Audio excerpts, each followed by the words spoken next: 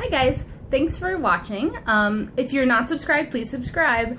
I just wanted to do a quick review and comparison of the Maybelline The Nudes palette and compare it to the Naked palette. I've seen this done before, but I don't know if anyone's done it exactly the way I want to do it. So, if you don't know about the Naked palette, they're made by Urban Decay. Mine, obviously, has been much loved.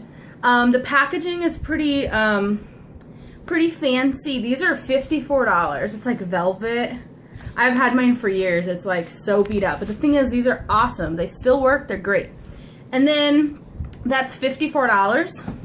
And the Maybelline Nudes palette is pretty new. And it's only $11.99 at Walgreens. So I definitely wanted to see, because let me hold the two up together. They are basically the same palette. At least as they look in the pan. So, no, you may get a little less shadow with this one, but 5, 6, 7, 8, 9, 10, 11, 12. 12 in each palette. You get a black, you get a white, and then you get a bunch of shades in between. So what I want to do is talk about the pigmentation and compare the color swatches. So I'm going to be like pausing, doing some more swatches, pausing to make this not like 20 minutes long.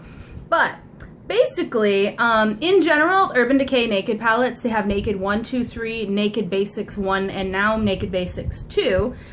They are known for their excellent pigmentation, their excellent color staying power. Women who don't have a lot of makeup and aren't really into makeup, but they need something that's gonna be a little bit more versatile, they will buy one of these for $54, and they're set.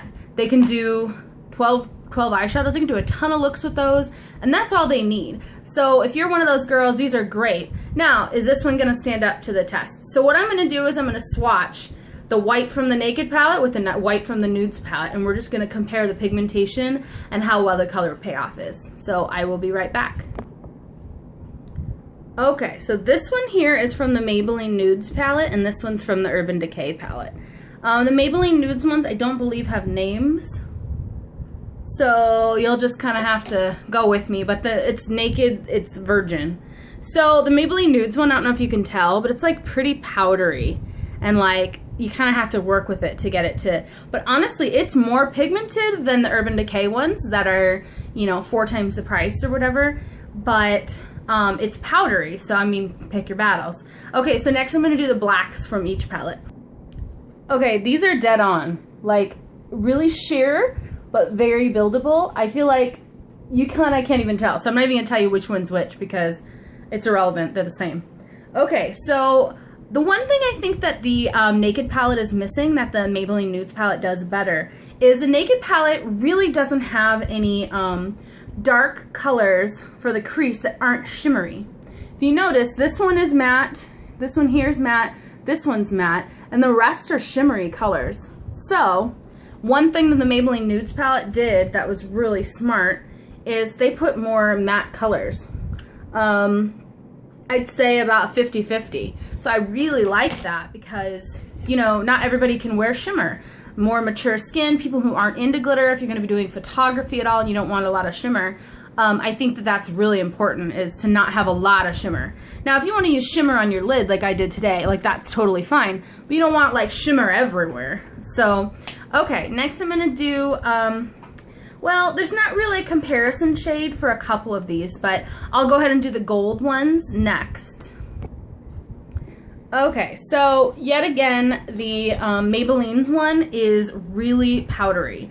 Like soft and like almost chalky. I don't know how to explain it. It's not coming off ashy or anything, but this is the Urban Decay one, so you're definitely getting some gold. That's the color Half Baked. And then the one next to it is a lot lighter. Now, they're not saying these are exact duplicates. I mean, Maybelline didn't say, hey, this is a duplicate of the Urban Decay, you know, Naked palette.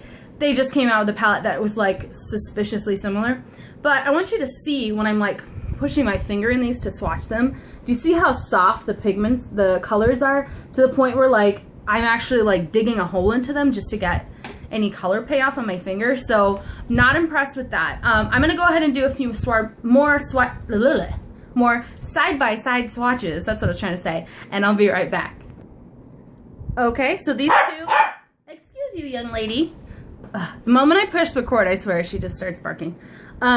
This is the Urban Decay Smog, and this one's actually the Maybelline Naked, so that's a lot darker, more pigment, and not as soft. It is shimmery, but so is the Smog. So I'll go ahead and continue. Okay, so these colors are really hard to see. Like, I can barely see them in person, so not even worth covering. But basically, that's Sin from the Naked palette, this like light pinky champagne shimmery color, and this one from the Urban Decay palette. Basically, the pinky one from Urban Decay is like more pink, and the other one's just more champagne. But, okay, I'm just going to do two more for you. This would be like the mid-tone taupey brown color from the palette. This is the Maybelline Nudes. And honestly, I'm not impressed with this pigmentation. Like, I'm like seriously trying, and I'm not, no, the lighting's not real good. I'll have to switch where I'm doing that. Time to go to the other arm. Okay.